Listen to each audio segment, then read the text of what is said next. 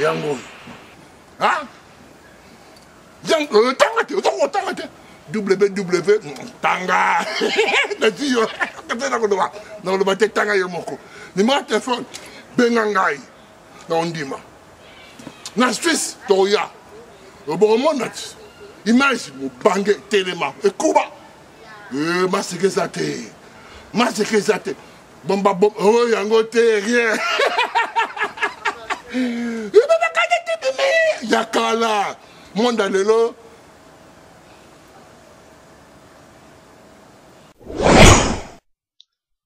Bonsoir, dames, messieurs. Vous êtes en direct de Sofken TV, émettant de Toronto, Canada. Nous allons appeler pour vous Maître Gino Will des États-Unis. On va analyser avec lui la situation qui se passe en Afrique du Sud avec Bishop Élysée. Mbote Ndeko Gino Will. Mbote Sofken, merci. Boniba santé.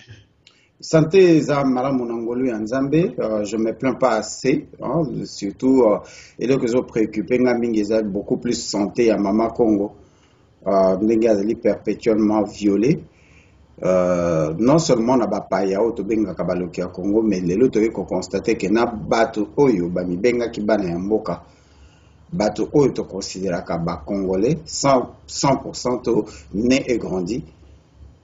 Bato oyo tokanisaka ki bazali bana ya Mama Congo mais bazali ko participer na viol na séquestration na maître ya bana na yepe ya yemoko Mama Congo à travers trahison, à travers traîtrisme, à travers ba comportement to bizaleli oyo ezali ko kende kolesa bango makila mbongo ya makila ya bana Congo. Maître Gino Will tokosolola makambo position ya ndeko na yo Bishop Élysée na Afrique du Sud.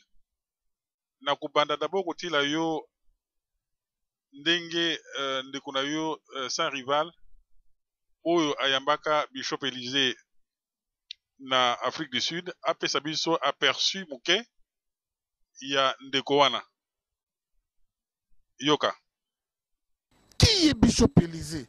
Oui, à part moi si à Bishop Élysée, il y a un mouton Bishop Élysée qui est en Afrique du Sud. À part moi si nae, il y a un mouton Bishop Élysée qui est en Haïti.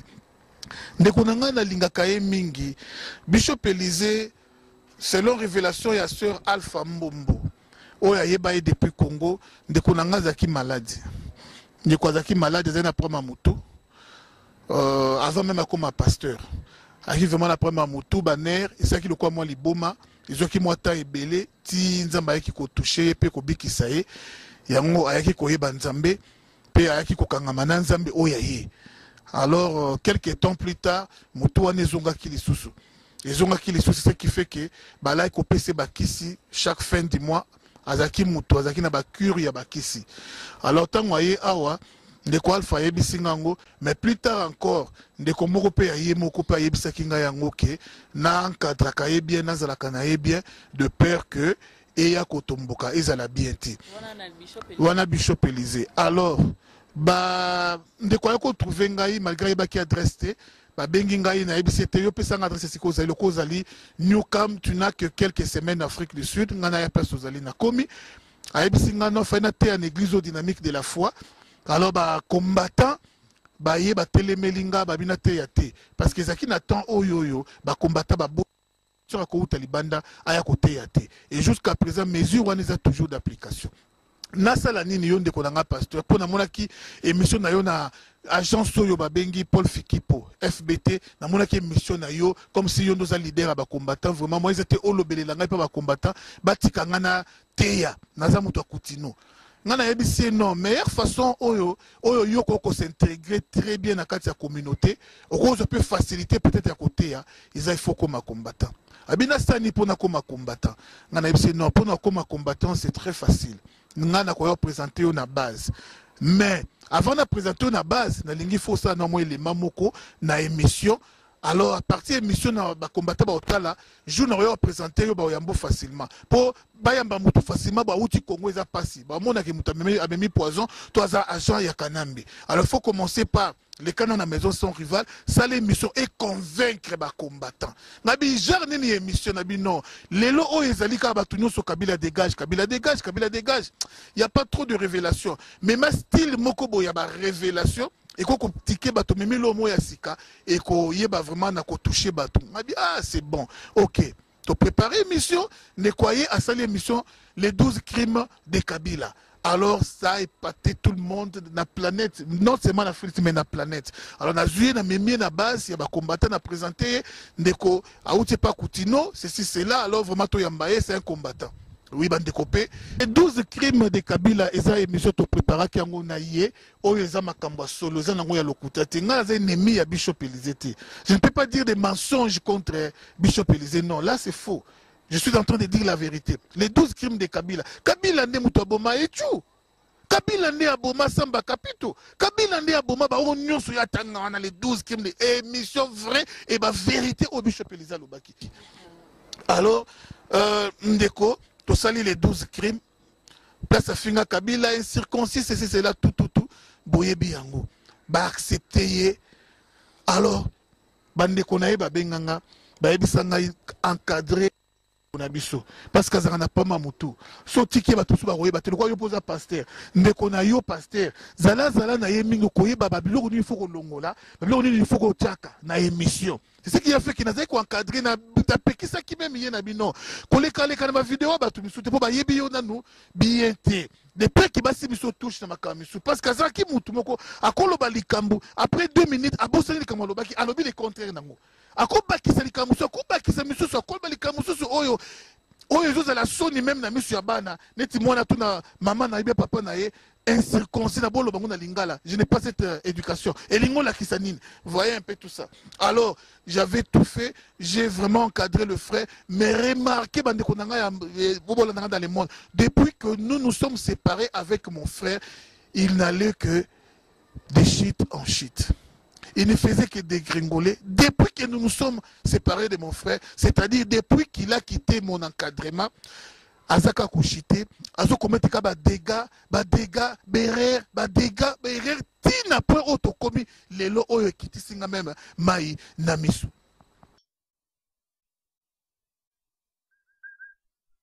Maître Juno, nakasi Olandi Malamu Ndenge, ndeko na yo sans rival à lobby pour na Bishop Elizé. Est-ce que dans les mêmes lectures aux anango par rapport Ndenge Yebi Bishop Elizé? Est-ce que Makambo ya Utukoloba est appelé Ndenge Monaka Elizé ou non? Ndeko, je ne saurais pas te dire par rapport à la personne physique. Bandeko bazolanda biso bakoka koyolanda pe bakoka kolimbisa nazali en mesure ya kosala banalise sur la personne physique ya ndeko Elizé te parce que nayebi na internet nayebi à travers ba vidéo nayebi à travers banalise o ya sala kana ndeko na biso sans rival et c'est comme ça na musala o biso nyonso tosala ka kopanza sango o biso tosala ka na cadre éveil patriotique que toyaki kokota na contact na ye.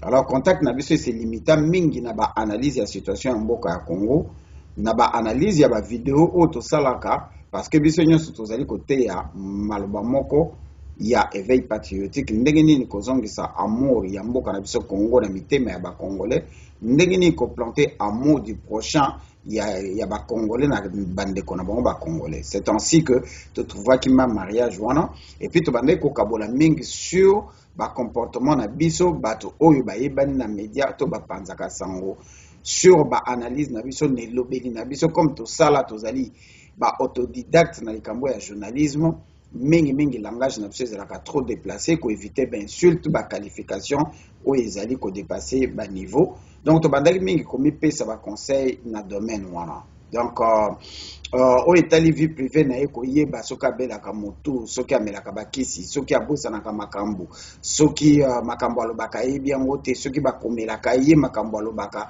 je ne saurais pas te dire soki azali pasteur ya solo to azali soi-disant pasteur to prétendant pasteur tout ça je ne connais rien. Tout ce que j'ai su na ndeko wana ndenge to se tromper na bato ebele oyo ba mibenga ki ba combattant hier, alors qu'aujourd'hui tu komona ke bazala ki ba infiltré na kati ya mosala oyo ya ki combattant to engagement oyo to mipesa ya ki combattant eza état d'esprit.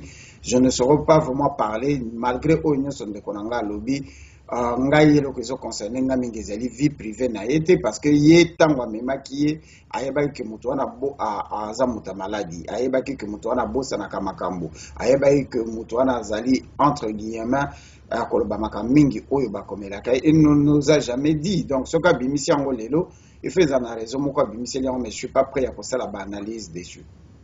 Merci. D'accord, merci.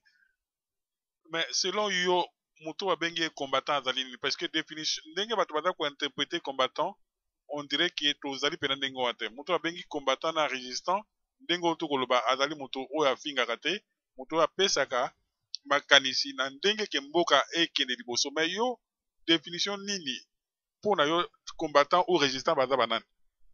nakobanda na koloba ke adjectif oyo tobengi combat ebotama na tina ya amertume ya prise de conscience au peuple congolais kozala na libanda ya mboka. Soki nalobi libanda ya mboka, je ne parle pas seulement de la diaspora combattante ya Occident, mais ndenge naloba libanda ya mboka po kozala d'abord diaspora ebandi na mboka kako eza pembeni les 9 pays limitrophes, bato nyonso babima bazali déjà ba diaspora. Mais alors pour nous définir combat bien, il faut qu'on ait la différence entre nani azali combattant, nani azali diaspora. Diaspora ezali mutu nyonso azali bana ya mboka yo nanga tozali na bato ya diaspora, mais diaspora elingi koloba te que tozali ba combattant, bango nyonso bazali ba combattant.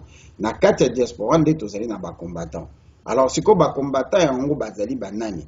Ba combattant bazali mutu nyonso oyo à travers prière na ye, à travers le langage naïe, à travers ba idée naïe, à travers ba suggestion naïe, à travers comportement naïe, à travers bizaleli naïe, azali ko combattre système oyo ya occupation ezali na mboka na biso implanté par la CIAT qui est la communauté internationale pour l'accompagnement de la transition oyebota AFDL, RCD, SNDP, PPRD na M23 penaba près de 23 groupes armés au Hippolyte Kanamba, Joseph Kabila, l'escadron de la mort na bango ya PPRD bazali ko encadrer na kati ya Congo. Comment la situation en Mboka na biso ndenge se dégringoler banda Hippolyte Kanamba a pouvoir il y a 1+4 tina 2006 na 2011 tilelo. Peuple congolais où a eu conscience ya komona bamboka auto vandi ndenge zali ko se développer na moins de 4 ans, 5 ans, 6 ans na changement ba président. Na ndenge ya komona mboka na biso Congo lelo komi mouroir to abattoir. Tout ce qu'on parle du Congo, quand on parle du Congo, c'est les viols et les morts. Il y a tous les jours. Na ndenge barbarie na ye la kisami na ba massacre ebele ou to vivre et comme le cola normal na kati ya Congo komona ebembeze la kasuli kamba okamwate. Peuple congolais a joki conscience pe abandi ko telema. Malheureusement, les églises sont achetées, mais en grande partie, tout le monde vivre le phénomène moko que na kati ya église bate ya kamingi situation à Congo pe balakisa ke ezali nzambe mutaza ko sala ngote ezali satan mutazali ko régner na kati ya tete ya Congo et sala makabongo te pona ko zongala na motuna, c'est-à-dire que adjectif wana botami na amertume wana ya komona situation ya Congo à travers yango groupe ya bato to ba individu toute tendance confondue to lamuka ki avec même esprit na kati na biso oyo yango to benga combien état d'esprit mutu nyonso place avandi oyo penza azali né et grandi oyo posa wana to amertume wana za ko wuta na kati ya motema ya ko telemela système eza na place to mibenga ki ba combattant elingi koloba mutu azali ko combattre système oyo eza na place ezali mouvement moko structuré te ezali plateforme moko structuré na règlement d'ordre intérieur na statut ezali Congolais nyonso ya mwana mboka oyo azali ko telemela situation ya mboka na modèle nyonso ya azali ko salela yango amebengi combattant, mais à condition que asala yango pour le vrai. C'est ainsi tu verras la différence entre combattant et soi-disant combattant, parce que soi-disant combattant azali membre ya diaspora oyo azali infiltré qui travaille pour combattre le système T, mais qui fait semblant à combattre le système na action na ye na maloba na ye na comportement na ye na bizale na ye na mbongo na ye na makambo nyonso, mais en réalité azali wana pour na ko tia des ordres peut ko récupérer ba information. Na kati ya ba combattant tozali na toute tendance confondue, ba politiciens, ba technocrates, ba philosophes, ba étudiants, société civile, tous nous appelons les combattants. Mais na kati ya siko ya action na ba combattant tozana ba patriotes, tozana ba résistants, c'est-à-dire que les patriotes et les résistants, les patriotes sont les gens qui sont supposés baza kobunda natina ya kobunga mapo bazwa manduki bakoka kolongola Hippolyte Kanambe à travers les armes pour azali moto aza pouvoir dans les armes. Les résistants peuvent être patriotes comme bakoyeko zala ba simple combattant, mais bazali ba résistance, c'est-à-dire pour na bango moyen mususu ya kolongola Hippolyte Kanambe to ya ko changer système wana ezali ekoyeko le kananzela mususu te que par les soulèvements populaires, c'est-à-dire bazali ba pacifiste, mais o bazali komona que le seul moyen ya kolongola mboka na biso na boumbu ezali kaka par soulèvement populaire, ezali koluka manduki te parce que Hippolyte Kanambe bazali na manduki ebele, mais en même temps ils acceptent que mboke koye kolongwama na manduki ekoye kolongwama na élection ekoye kolongwama na soulèvement populaire, mais bazali ko privilégier soulèvement populaire. Bango wana batoza ko benga ba résistance, c'est-à-dire bango ba ko changer ka position na bango jamais parce que bazali ko résister jusqu'à ce que munguna akende. Mais nyonso wana biso nyonso na kati enclave wana to mibengi ba combattant combattant, donc tozana ba patriote, tozana ba résistant, tozana société civile, biso nyonso to mibengi ba combattant. Non, on a quatre combattants, ce que tu as dit, soi-disant combattants, c'est-à-dire soi-disant, ko pointer na musapité, nous étions na bizali na bango, yeba na kanaba comportement na bango na bizali na bango, ceux qui bazali ba infiltré, ceux qui bazali ba collabo, to bazali ba traître. Voilà moi mukena o etali conception to concept o babengi combattant. Merci. Na ko tela yo oyoka ndenge définition oyo pesi wana. Toyo kasi ezali différent na oyo parce que yo dans les États-Unis toyo kasi ko ndenge ndeko bakole sans rival aza ko définir moto ba bengi combattant bato bazana mboka bayoka ba mona soki ezali na bokese bateza ba forme tout et na ba combattant ba vana bandako mais bazo bunda fort pour na mboka basa komba na bango yo ko yeba te bazo kota ba mikanda na ba internet bazo tindela ba communauté internationale bazo tindela bato ba droit de l'homme bazo tindela ba décider ko talisa bango noir sur blanc la mégestion d'Hippolyte Kanambe crime ya Hippolyte Kanambe baza ko kota bandeko nanga ko sala pe marche mais Obama yebi nete ke bosala marche et le ben nango yepe lote mais bandeko ko ba docteur Alongo bande koloka ba JBK bande komusu bazaza wana akosala mikanda memo ana facilité ya ba camarade na ye ba relation na ye ba kotiseli yango même tina Maison Blanche, mais il est aussi combattant, mais au monde qui na marche te na au monde qui na ba lumbe te ko finga été peut-être il est plus combattant que yo tout ça la marche non.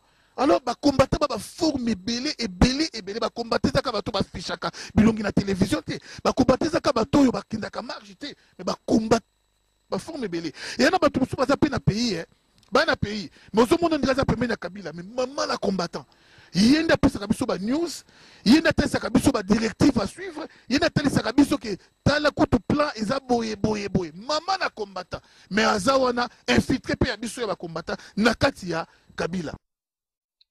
Ndeko Jino, objectif fondamental na kanisi ya combattant son na landi yo ndeko lobaki et na landi pe ndeko na yo sans rival ndenge lobi na kanisi souci ya libosé dali bien-être ba congolais ndenge on a te. Absolument, ce qu'on l'a dit makamde kwa lobi, il y a aucune différence na onga na lobi. Moi je ne suis pas rentré dans les détails pour na définir rôle ya moto moko na moko babengi combattant. J'ai englobé que na kati ya combat auto zeli na moto nyonso na ba tendance nyonso.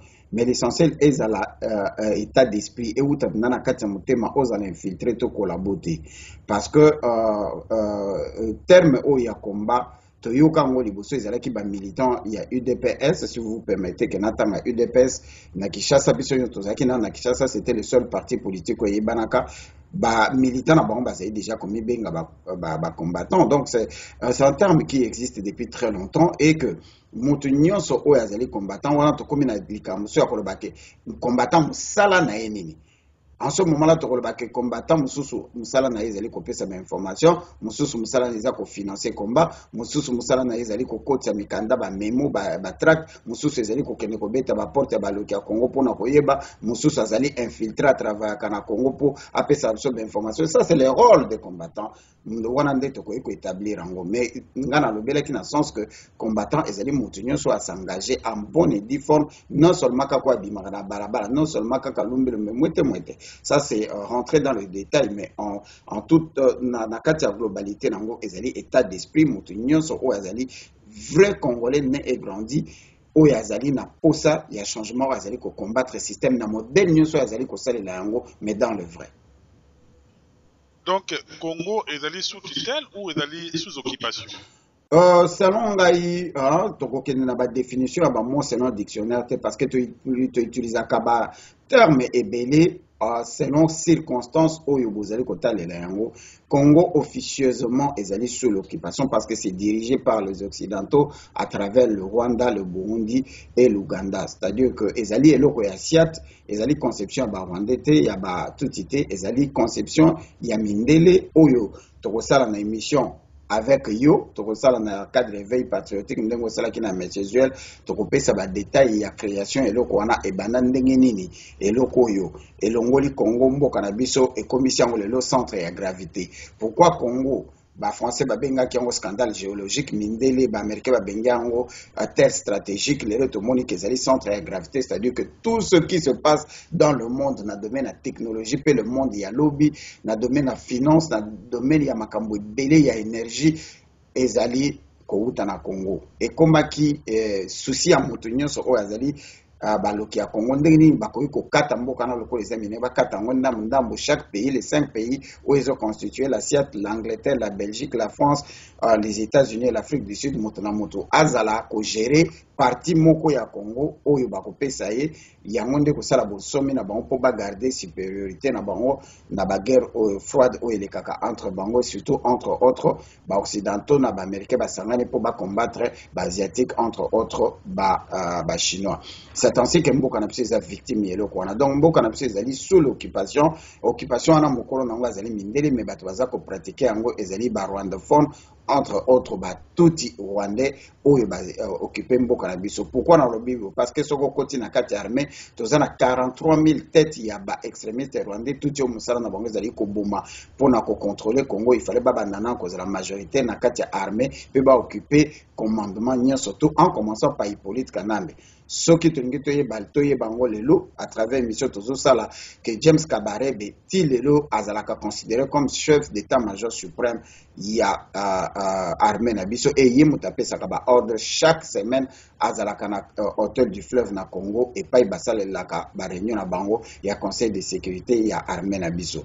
Donc soko ke côté d'administration okomona que ba organisme nyonso to ba société d'état nyonso o étalé lokola makambo ya finance o étalé au FIDA o étali nini douane o étali immigration nyonso to ezana maboko a Robert wape na bandeko na ye bango nyonso ba Rwandais. Donc soko ke na nini na Sénat na biso okomona Kengo Adondo na bato mosusu ba travailler na Mobutu ba komona bango ba lèche hein ça vous permettre lèche pied ya ba Rwandais nyonso ezana maboko ba Rwandais. Ce qui oye na ba entreprise d'état okomona nyonso ezali ba Rwandais soko ye même na primature nazali ko confirmer te to yoka que bat mingi to mona ko lokola obe minako bazana bango ba Rwandais mais bazali les Rwandais nés et grandis au Congo, c'est-à-dire bakoko na bango bakota s'installer na Bandundu abotami yi abotami na Congo akoli na kati ya Congo. C'est un Congolais na yebite ceux qui par moyenne mais en réalité azali na makila ya ba Rwandais. Donc okomona que en grande partie ba sekelo na ezali ko bima parce que to komi ko koma na suka ya reine na bango Congo ezali sous l'occupation officieusement sous l'occupation. Na pese exemple lokola Irak lelo soko lobili kamba Congo bato ba kaka vo raconter n'importe quoi. Est-ce que occupation ba yeba kango ndongo na bino bozo ke na définition, mais soko tali lelo Irak mutu moko te ayeba ka peut-être boyebi te que Irak ezalaka sous l'occupation américaine. Mais awa na États-Unis même bango moko balobaka yango ezaka nango so ya kobomba te Irak eza sur l'occupation américaine, mais officieusement ils ont un président, ils ont un premier ministre Malik bino moko nyonso boyebi yango, mais en réalité et dépendant du gouvernement américain, c'est le gouvernement américain qui dirige à travers cette personne. Ndenge pa na biso Kagame a dirigé à Congo. Bon, mon aki on a 50e anniversaire de l'indépendance. Kagame a sala discours au Kokiko Luzong Sarangon de ko. Alobi rien ne peut se décider au Congo. Ce qui n'a le dernier mot. Ce qui mutaza président. Avant de ça, Hippolyte Kanambe, Nani Naroya Belge pendant 2 heures du temps. Où il y a le président à Mboka Moussous. Donc pour nous, le Congo est sous l'occupation. Ndeko Gino, soki Congo ezalaki pays où il y a état de droit démocratique, soki pays Congo ezalaki sous occupation te, nde ba combattant, mouvement combattant et résistant des alliés. Et kokaki kozala na forme mosusu parce que to bimaki déjà côté les magnets biso ba mosusu toza ba victime ya barbarie ya Mobutu na bato mosusu o to lingi ko salela ba publicité gratuite awate to bima Congo wana malonga te to bima Congo ya kokima parce que tozaki ba étudiant na kokanga kanga biso boyebi histoire ya ba étudiant ya IBTP na ba étudiant mosusu oyo bazwa bangondo o bakenda armée de force.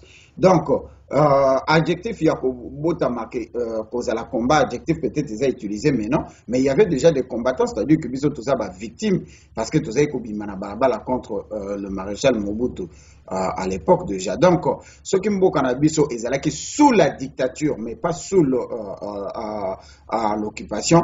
Combat et ngaki kozala toujours, c'est-à-dire qu'on combattre dictature ndenge bamboka mususu ezali ko combattre neti toza komona soki na Uganda na ngansi ndenge za koleka ndenge lekaki na nini na Burkina Faso, c'est-à-dire que ce sont des combattants mais qui ont combattu la dictature, non l'occupation. Donc, combien de gens sont toujours ceux qui sont tambola malamu parce que ils stipulé na katia constitution na biso article 64 même ceux qui tokoma constitution en côté ba imposer biso en na ba américain à travers monsieur Walter na gansi to salela qui en émission la fois passée qui avait confié cela à la Belgique pour ils ont moins sens et comme le col les qui constitution na biso mais les qui tout est bouché aux États-Unis nde ba to ba appliquer yango ezali ba belge na ba rwandais oyo bazani na mutu na bango représentant na bango na Congo Hippolyte Kanambe alias Joseph Kabila.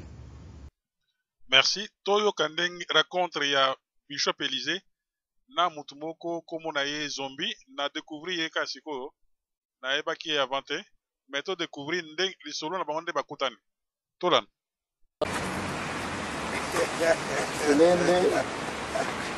Quand même, c'est le président de la Jokaka. Merci pour l'invitation. Bishop Élysée, Bolivino, le président Fabrice Zombi, Monobeli, le président Kabila. Et aussi, je suis surpris. Il y a les lois qui font les grands combattants. Les grands combattants abomisa peuple congolais, alobisa peuple, alakisa peuple congolais, caractère ya kufinga, caractère ya kozala na ba haine. Il paraît que c'est un bishop. Mais moi, Zomi Fabrice Nazarapena étonné, il y a un bishop, Moutouna Nzambe, azala na niveau et azala na ngona ya kufinga de l'offensinga na ye. Bon, na pesi mbo tout un congolais, parce que biso tozali ba oyo ba vrai ami à Joseph Kabila Kabange notre président o ezake tozala ka barankinete comme notre chef de l'état ala karankinete ala ka problématique et c'est pour cela que lelo na fa na yebonde ce que on va ki lelo ba kumo luka bazonga Kinshasa c'est par rapport à makambo bango ba lukaka et ba moni que y a rien c'est ça ils sont maintenant entrés à kokende kozonga na Congo. Bishop Élysée bato ba ebiyo ozala bongo combattant. Mais alors des grands CP ont changé de combattant. Qu'est-ce qui s'est passé? Oh, sous combattant. Non, étiquette à combattant na lingango susté. Mais mission nous dans le barango. Olongo combattant. Oui, naza combattant. Vous comprendre? Que nazalaka combattant. Il faut dans le bango bien. Nazali biso ba image na yo Bishop Élysée. Nazala combattant. Yo se présenter comme combattant. Combattant. Nous sommes des bozala qui va soit disant que le Kabila dégage. Kabila boy. Mais tu vois maintenant le sort, on a vu le Congolais qui va tenir militaire. Ok, écoutez, Coutinho Fernando n'est pas un combattant. C'est na Sangani na Bandeko. Na lati étiquette ya combattant. Donc on voit na yangote. L'erreur est humaine. L'erreur est humaine. Tout homme est faillible. Nana sala galisu mouté. Écoutez, on a peine excusez qu'il soit pelé, on a comprendre que je suis un roi. Il y a solo parce que si vous se rappelez bien, si vous se rappelez bien, nous allons voir ma fille dans la bango, nous allons zombie dans le bagayango. Tant qu'il y a le bagaga maudire, nous allons aller au Zika. Nous allons voir que nous avons un faux pasteur, parce qu'un vrai pasteur au film là-bas, tout est lié à un film là-bas. Mais au moment que le loyo, président Kabila, qui Muponami Nzambe et pas un peuple congolais. C'est ça que Nzambe a frappé Bino. Nzambe a frappé Bino, soi-disant pasteur ya Nzambe, oyo bozaki na kati ya combat ya ko insulter, ya ko finga chef de l'État. Voilà les réponses. Yo mo le bien. Mon niveau de choisir révélation, a signé pardon et yo aussi signé pardon. Donc voyez que non président Kabila Azamut oyo Nzambe na tenege pour le peuple congolais. Mais moi je suis désolé na koloba que non na émission oyo, je sais même pas ce que moi je peux dire na kati émission oyo. Donc ce nga na ko télé mananga d'émission ils ala bien. Non, écoutez, s'il vous plaît. Ndeko Djino Oyoki, premier contact, il y a le soi-disant zombie. Alors, comment on M. Fabrice. Na ndenge na yo sagesse aux anango parce que na bi koza sage. Oyoki élocution na ene ndenge na ko lobeza na ko laksani. Azali membre ya Mopap. Azali membre ya Mopap. Moussala na ezali kosala propagande pe publicité ya Hippolyte Kanambe alias Joseph Kabila. C'est quelqu'un peut-être qui n'ignore pas la situation du Congo. Azali mutumoko azali informé ayebi situation au Congo, ayebi qui est Hippolyte Kanambe alias Joseph Kabila. Azali ko contrôler bato pe o avant que na bango na kati ya nini ya plateau po ayeba que bakoki ko poser ba question moko pertinente té. Parce que ce qui azali ko lo balikambo ezali choquant. Ils allaient choquant. Na kati ya mboka oyo, un chef d'État aza ko peser 15 milliards de dollars. Token de kutu kuna musekate na kati ya mboka oyo, un chef d'État baboma ndeko na ye. Chef d'État en service, en mission, comme président ya mboka. Même ceux qui ne connaissent pas qui démisseur na ye, baboma ye par torture na kati ya ville oyo ye azali président ti le long enquête salamate. Un chef de l'État, ou azali en fonction, bomi soi-disant papa naïe, ça va faire bientôt, ceux qui 15 ans, ceux qui combien des années, procès et silate et kangamati. Un chef de l'État. Oyo yazako bengalobi à l'Indi Congo Mingi. Un chef de l'État qui n'est même pas congolais, c'est-à-dire que dans 1997-98, rapport Yamamping publié par Robert Gaëtan, et ils allaient déjà postuler à l'ère où on a commis président un certain commandant Hippo Oya Salaba massacre na Tingitingiti na Kisangani ensemble et na James Kabarebe. Les documents sont là. Voilà bateau ce bâti une émission nangai place na ko flécherier na ko lakisa que ayebi makamba Congo mais azali ko sala propagande. Boye bakena poka Mobutu tozalaki neloko oyo peza iko sala propagande ya Mobutu babengaki Mopap. Les mêmes gens qui ont mis Mobutu na Chipoi, batu oyo bakumisaka Mobutu bakumisaka Nzambe. Lelo bakoma pe ko sala ba émission bazako wangana. Et ils te diront que tout ça là, donc ce type-là, il travaille pour l'ANR, il travaille pour la Mopap d'Hippolyte Kanambe, Moussala na ezali, ko publicité Hippolyte Kanambe. Mais azali na batu pembe donc bako ko poser ba question te na mboka o eza na justice, na mboka o mokonzi aye ko travailler pour la population. Basambi sakabatu te, babumaka batu à bout portant simplement parce que ozali ko manifester conformément à la Constitution. L'article 64 on a répété où ils allaient couper sa moto droit à manifester pacifiquement ba beti bino masasi ba kombi bino na ba fausse commune comme si ma belé ya kokunda bino zangaki to ba cercueil ya ba carton to maputa to bitoko zangaki po ba kunda ba ndeko na biso avec beaucoup de respect ndeko na mona suka wana. Je ne peux pas être là pour analyser des bêtises ya bato o bazali ba sorcier bato o bazali na motema te. Je parie que cette personne ne peut pas être congolais parce que soka zali congolais ko telema babetela Hippolyte Kanambe maboko te moto mokili mobimba esanzi soko tali ba article oyo mokili mombeza ko komalelo sur Hippolyte Kanambe, c'est quelqu'un qui attend seulement mandat na esi la po bakangai. Merci Ndeko, mais oyoki quelque part le soi-disant zombie azobi qui ba combattant baza na haine. Qu'est-ce qu'il voulait dire par là? Lecture no ezanini.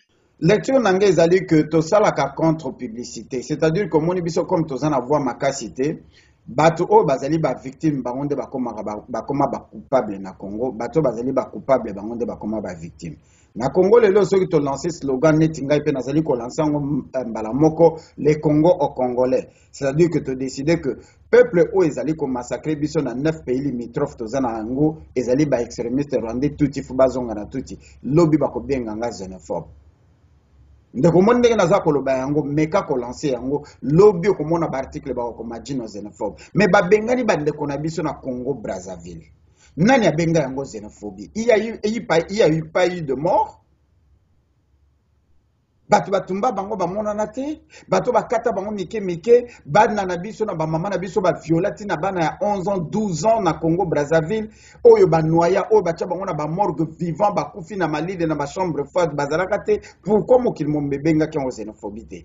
Les Congolais devraient rentrer dans Mboka Nabiso parce qu'ils allaient qui supportés par Hippolyte Kanambe, financés et supportés par Hippolyte Kanambe, na Rwandais, va profiter, va anéantir force union ce Kokoï Kobima à travers Congo, va bomba, va ex-phase et belé, va bomba, va Congolais et belé au bomba, basé qu'on soupçonnait na Baza, balingi, va se restructurer. Donc, xénophobie et qu'on allait utiliser uniquement quand les Congolais vont s'élever, balobi moupaya, nyon soit pour crime na Congo, lokola ba Kamere, lokola ba Rubero, lokola bizi makara lokola ebele belo batondeli biso wana kengo adondo il faut bazonga na mboka na bango ba ko benga ngo xénophobie. C'est ce que le gars est en train de dire, est en train de faire. Biso bandeko na biso ba combattant oyo babunda kalokola ngabu na dénoncer kaka le mal oyo système. Je n'accuse pas Hippolyte Kanambe comme numéro 1 na bandaki ngo na lobby ezali occupation ya mondelende azwa bana misala na ye o bazali ba mettre en scène. Mais soki biso ba congolais tozali côté les mapoto le la bandeko na biso ba kundi na ba fosse commune na mukili momona to mona te na kati ya capitale ba mona 500 près de 500 corps na libulu moko na mboka oyo loi ezali na mboka président zali o bakoye ko ba que nous avons les corps abandonnés, nous avons le fœtus d'organiser cérémonie moko to kunda bango avec beaucoup de respect. Ndenge bomona ki vidéo to sala ki awara cimetière à Arlington ndeko koye ko leksa ba image wana batu ba mona. Alors un individu qui va venir appeler bandeko na ye sokaza congolais o baza ko bundela mboka simplement parce que bazotanga kombo ya moto moko o yazali pe na fausse identité kombo na ye Hippolyte Kanambe bazali ko benga Joseph Kabila ye azali ko défier tout un peuple balobi la voix du peuple c'est la voix de Dieu juste pour na ko honorer pe ko kumisa moto moko. Mais ironie du sort, Hippolyte Kanambe est vers sa fin. Tokotala bango tango akozala susu te bakokumisa susu nani mutu wana vanda en Afrique du Sud. Il aurait pu rester à Kinshasa azako vanda en Afrique du Sud place azako lia azako lala bien azako zwa bakombo ya bandeko na biso abomisa katinda kana Kinshasa et ye azali ko bundela Hippolyte Kanambe mais biso tozali ko bundela 70,000 Congolais oyo bazali esclaves ya occupation. C'est vraiment triste. Merci. Toyoki ndeko na biso Bishop Élysée a lui qui combattant et dans l'erreur. Yo le béni. Oh, je ne saurais pas parler à sa place. Ce qu'a lobby qui combattant et l'erreur, c'est-à-dire qu'il y a commis bimisa combattant à salaka erreur parce que Moussala ou peut-être y a là qu'en Afrique du Sud des équipes Moussala Moussous. Donc à salaki erreur il y a commis bimisa na étiquette il y a ba combattant parce que à ça la kango comme état d'esprit. Parce que Moutou a salé la Congo comme état d'esprit netinga, jamais au grand jamais, on ne dit jamais, na kuwanga na katiko na kolobaka ke combattant zelo komabe parce que nazali ko koma histoire mboka nanga. Dieu merci, les paroles s'envolaient hier mais les paroles ne s'envolent pas parce que ezali immortalisé par Sofkent ou ekotika la archive bana na biso même près 500 ans bakota la balobi koko na biso zaka na États-Unis tala makamba zali koloba pona tina mboka na ya so momala soki to telemi na soulèvement populaire te to bengani occupation te mboka na biso kozala bana na biso bakozala ba esclaves esclavagisme kozonga parce que mboka na biso kozala occupé. Donc moto oyo abundeli mboka, moto oyo aleli mpona bamama violé, moto asali bémission ya kodénoncer le mal na oyo ayebaki na oyo bainformation bazali kopesa ye soki lelo a regretté que du fait d'être combattant, qui n'est qu'un adjectif qui est utilisé par tout le monde, tout un peuple. C'est-à-dire que position ya ko s'opposer na eloko eza kotambola malamu to ezali constitutionnel soki ya milongoli. C'est que Moussala abandai kosala ya kosalela mboka amoni kazali kosala erreur, il fallait azala na ye kolabo lokola zombie wana bali ya kambongo na bango asala ki erreur ya kokoma combattant. Cela n'est pas une insulte pour nanga. Ezali nango pe regretter parce que na yebi que nous travaillons to vivre comme les coloniaux sur na ba collabo na ba traître na ba infiltré. Et ces gens-là sont parmi nous. Banda na kati ya mboka ndenge bazali na kati ya parlement, na kati ya sénat, na kati ya présidence, partout au musala mango ezali kotiela ba poison. Boni na kati ya diaspora to koyi kondima te ke tozalaki. Donc azo regretter kazalaki amibimisa ki na étiquette à combattant parce que peut-être makambo mingi aloba ezo permettre ya zo sous chèque na ya banda ko zoate, ezo permettre ye a azonga Kinshasa ndenge akoki kozonga te parce qu'il avait déjà trop débordé en disant beaucoup de vérités. Alors, ce qui s'excuse s'accuse. Eza vraiment musala nanga kosala ba déduction na maloba batoté, mais je pense que je reste combattant, je resterai, et que moto a Monica Azala qui une erreur ya kozala combattant a se publié à loba que na sala ki erreur ya kozala combattant, mais nazala kande kolabo bande ko boye ba ki nazala kolabo atangela biso pe bande ko na biso boni abomisa bakunda bango wapi na ba force commune nini poto kende ko luka bango to kunda bango avec beaucoup de respect. Merci. Toyo kanano ndeko na biso sans rival ndenge a continuer ki na lisolo.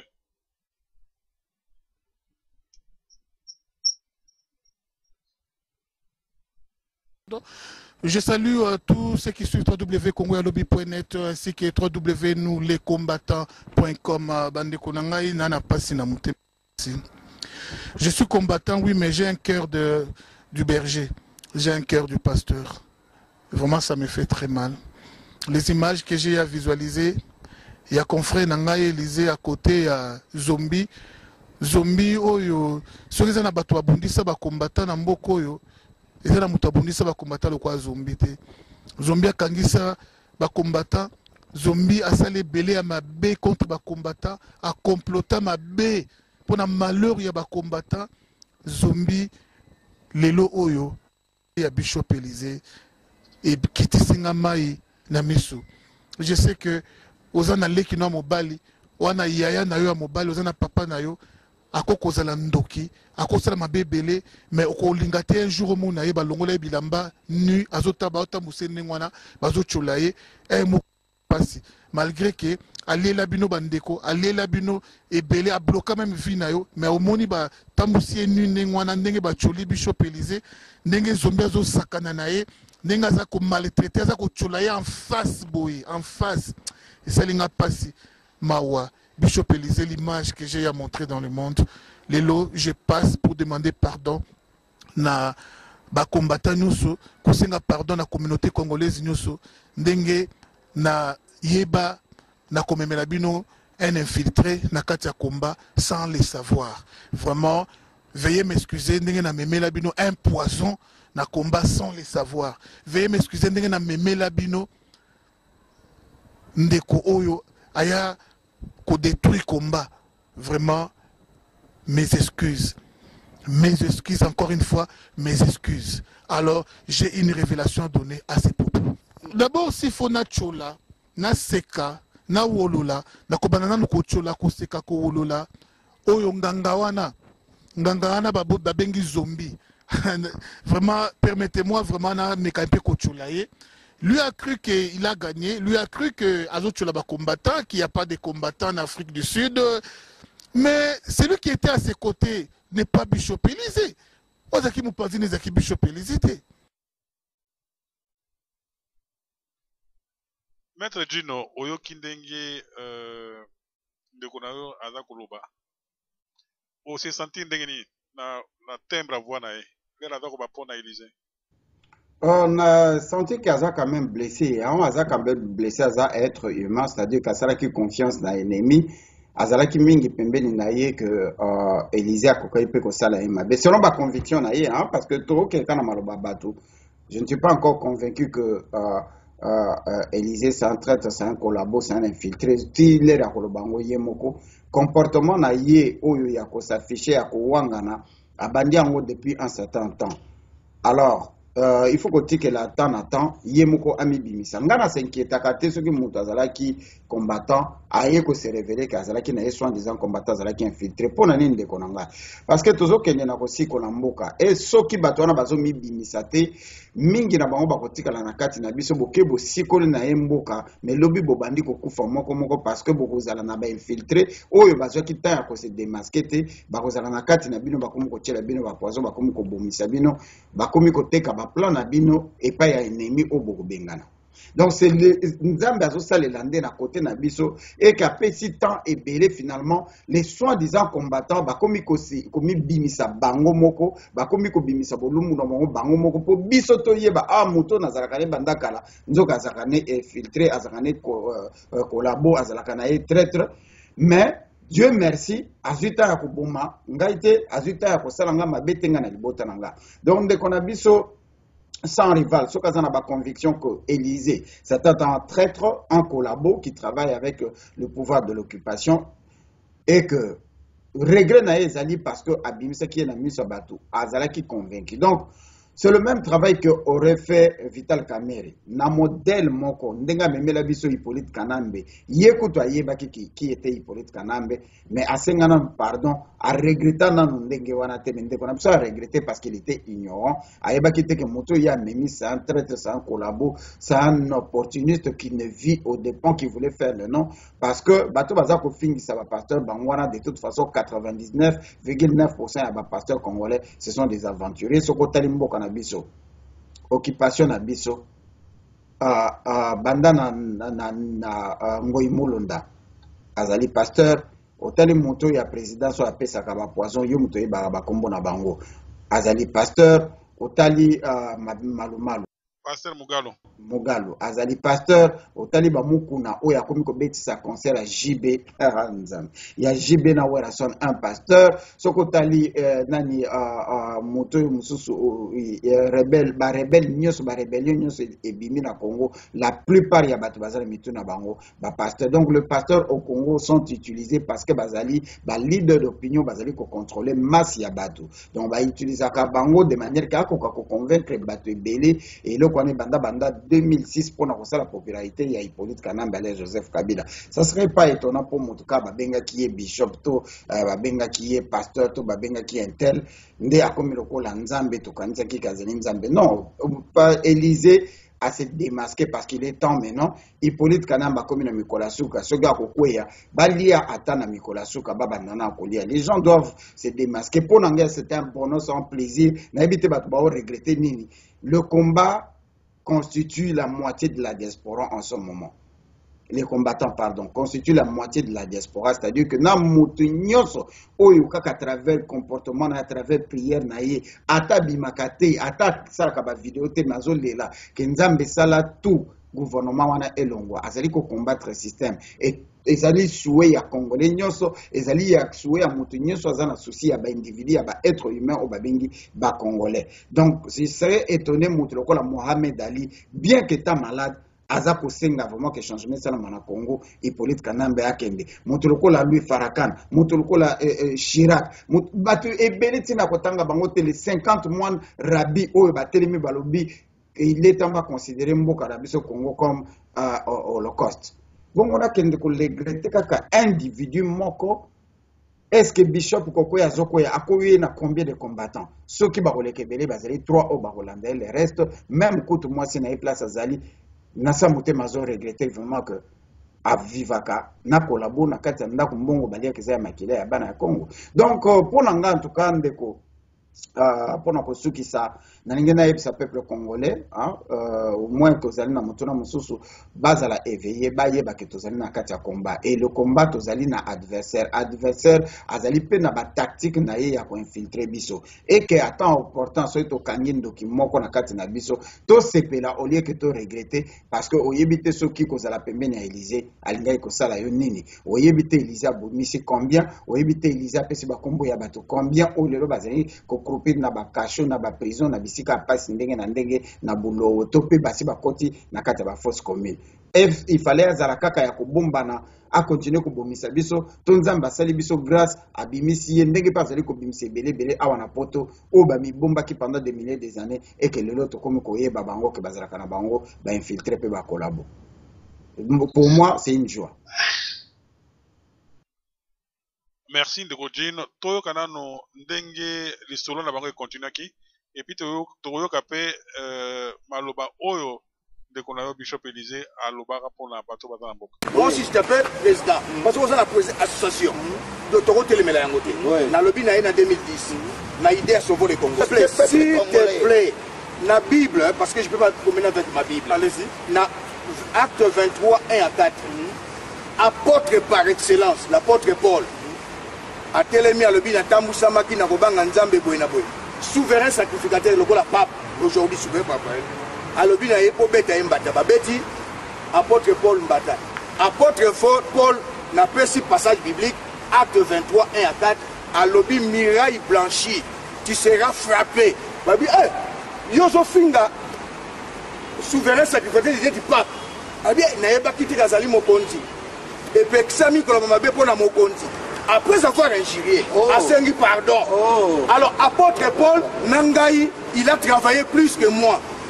Mais c'est un apôtre, un serviteur de Dieu peut pécher et demander pardon. Na koyeb soboy o baba na finga ba sambela na bango te ba yebna bango pe lokote po na koyeb solika moko ba pharisien ba ko yebisa Yesu keba ngoy mulunda bogare. Merci beaucoup, merci. So atali pena ma otali ngoy mulunda so que c'est un sorcier. Tala ka ilonga ngoy mulunda c'est un sorcier. Tala ngoy mulunda so tali po mu aza sorcier. Na ko répondre yo. Moi, je suis pas bishop a finga bazaba zoba. Pourquoi? Yesu kutu ye moko. Ba pharisien ba yebise que non ko kende côté ote Hérode azolukayo. Yesu alobi allez dire à ces renards. Et ça langage spirituel. Na ko finga mutundeni. Pe na tuna question. Muta violé maman na yo, a violé papa, a violé même bandeko na mibal na ya basi. On repère ses respect, on repère excellence. En quoi il est excellence? À quoi nous devons honorer Oyo Petio Inyendi? Idiot, zoba, Hippolyte Kanambe. Mais ce c'est un faux secteur de Dieu. Voilà, le pardon, c'est une puissance qui est belle. Mon frère Zombie, mon frère aux Congolais, apôtre Paul a senga pardon, la souverain sacrificateur. Mais basal nanzambe photos de la mikomi kitisa. Attends-moi nanzambe pour la commis kitisa. Batanga acte 23 1 à 4. Oya lingi ayoko balobaka mabe ya mutu atambusaka mboka te. Bible mutu elobi yango. Pe na tuna question. Mutu a violé maman na yo, a violé papa, a violé même bandeko na mibal na ya basi. On repère ses respect, on repère excellence. En quoi il est excellence? À quoi nous devons honorer Oyo Petio Inyendi? Idiot, zoba, Hippolyte Kanambe. La sangi pardon ce que nous voulons très bien. Naza serviteur de Dieu. Naza serviteur de Dieu. Fabrice Zombie. Na pesi pena oyo ba prophète oyo Congo. Baloba que président Kabila envoyé spécial. Ya Nzambe na kati ya Congo. Tina Monique yo Bishop Élisée. Lelo yo confirmé que ba finga ka mukonzi ya mboka te mais tangu ngai. C'est la parole de Dieu.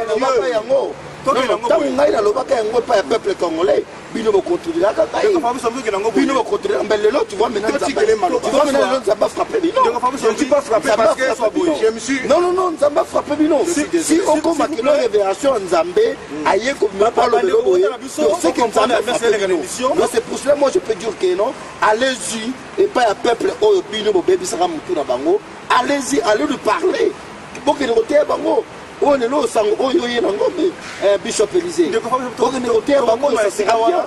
Même les gens que tu parles maintenant là, il faut pour que le côté à peuple congolais, parce que nous nous tous peuple congolais, bon même si peuple congolais mais quoi?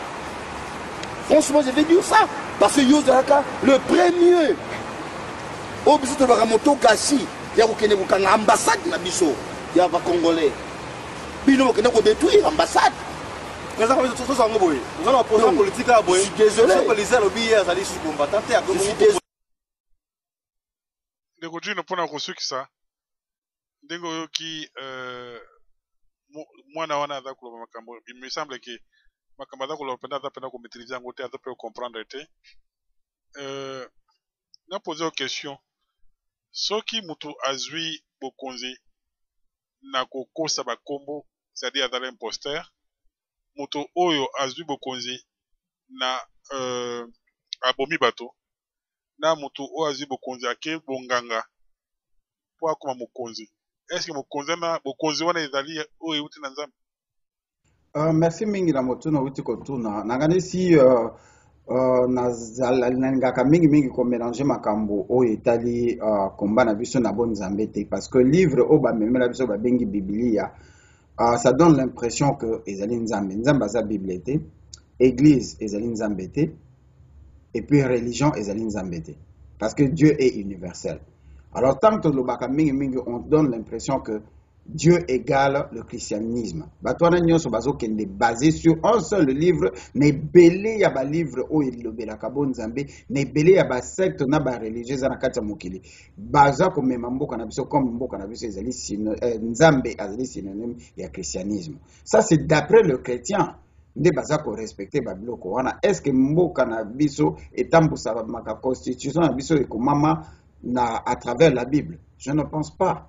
Donc bamboka oyo tovandi oyo pe ba utilisaka Bible mais constitution na bango elandaka makambo Bible elobi te batambusaka mboka selon constitution na bango po moto akoma président bako checker background na ye elingi koloba casier judiciaire na ye ifaza la moto atanga ifeza la moto asali na likambo etali administration to politique mwa moke même soki azali homme d'affaires azala na manière moko il faut batala comportement na ye pe bizaleli na ye il faut azala na ba crime antécédent na ba crime te mais le système qui gouverne le monde c'est là que moto nyonso o alingi kokoma ndeko pouvoir en Afrique il faut aboma ebele ya bato babenga ye homme fort après bapesa ye pouvoir akoma ko régner pour bango baliaka.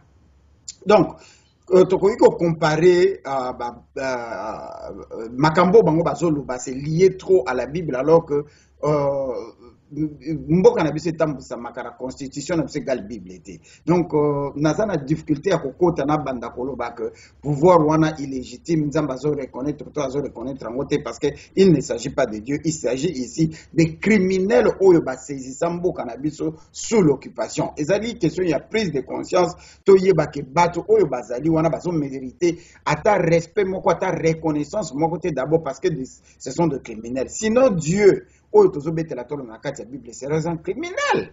Bandeko oyo bazolanda ngai bolanda nanu place otoloba. Si vraiment et si notre pays est dirigé selon la Bible, il faut respecter bakonzi ya mboka. Donc tozomona ke nzambe oyo achai politique nambe doit être complice, il y a 12 millions de morts, doit être complice, il y a 4 millions de femmes violées dont la plus jeune femme un bébé de 3 mois va violer non seulement physiquement mais baza kokotsa ba objet na kati ya banzoto ya ba mama na biso nzambe wana kangi maboko azako taya azako tala azako betela ko prolonger ses jours ya politique nambe azako betela maboko. Donc vous prenez Dieu oya créé mokili oya créé ngana yo d'un criminel qui a mis son adjoint au pouvoir pour massacrer le peuple congolais akunda bango na ba fausse commune à travers la Bible. Nzambe oyo babengaki Yesu soka zalaka nzambe alelaki Lazare alors que Lazare akufaki na liwaya normal ya maladie. A fortiori ba mama na biso bandeko na biso o bazali ko encastrer bazali ko boma na Beni na Butembo na ba mboka wana bazali ko kata na machette. Nzambe aponi Hippolyte Kanambe na escadron de la mort na bango nyonso ba membre o bazako composer PPRD na bisengi mana na bato wana nyonso apesi bango courage pe souffle de vie alobi massacrer mon peuple parce que ngana zako supporter bino tout pouvoir vient de Dieu. Bande kona suki wana merci mingi na metola nyonso bozaki na ngako tuna nga na tiki bino bososola soki pena nzambe oyo to sambelaka Dieu vivant azali nzamba ba congolais c'est que c'est un criminel. Ingeta Souka ya question na ava okende message ni ozali nango pona ba combattant ya mokili mobili.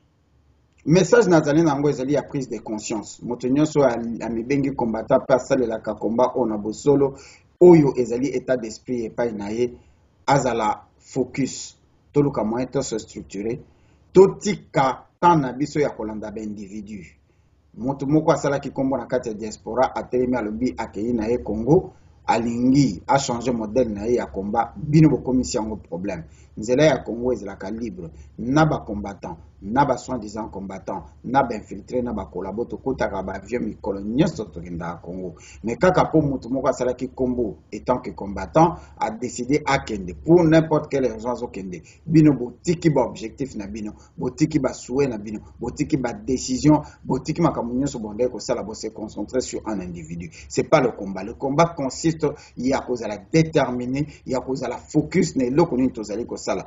Les gens se poseront la question qu'est-ce que nous on fait mutuna limite il y a ba capacité pe ya ba possibilité na yazali ko sala nous faisons l'éveil patriotique avec sauf 15 pe na ba de komosusu nous faisons les démarches il y a kokende pa ya bato oyo ba créer situation à Congo o to benga ka baloki à Congo na département d'état américain na congrès pe na bisika mosusu ko beta ba porte ko meka ko plaider ka ya mboka na biso pe ko ba que nous pouvons faire mieux avec nous-mêmes au lieu de nous amener les extrémistes rendre tout o baza ko bomisa biso. Donc moto place azali azala focus sur comme bengi combattant tous ala beaucoup plus structuré même ceux qui tous na règlement d'ordre intérieur tout tika kolanda ba individu tout tika komi pesa na distraction pendant que Hippolyte Kanamba bazali ko distraire biso ndenge bomoni bato nyonso bazali ki focus na individu moko awiti ko wuta na Congo parce que mi benga combattant pendant ce temps-là découpage ya mboka na biso.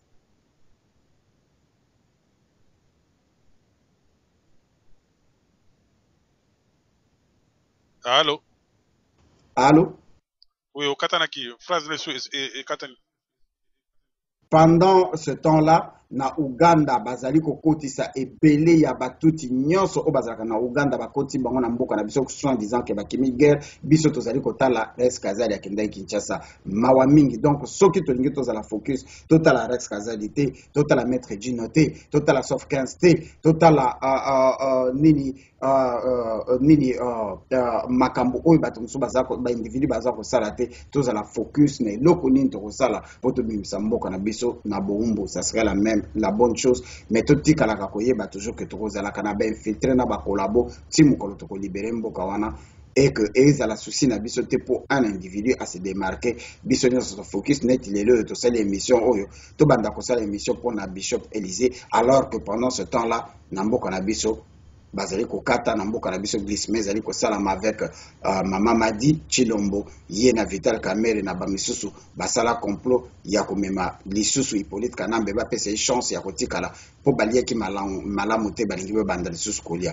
Le vrai combat consiste ya kozala déterminé pe ya kotikala combattant avec conviction comme état d'esprit ya koluka des voies et moyens ndenge nini tokoki kobimisa mboka wana na boumbu et solution à Makassi Zali par soulèvement populaire car le pouvoir c'est le peuple. Merci Maître Gino pour na éveil patriotique au Sala Kapo au Sala. Alors te souhaiter bonne soirée. Merci à vous également, c'était un bonheur pour moi au-dessus du plaisir. Bye.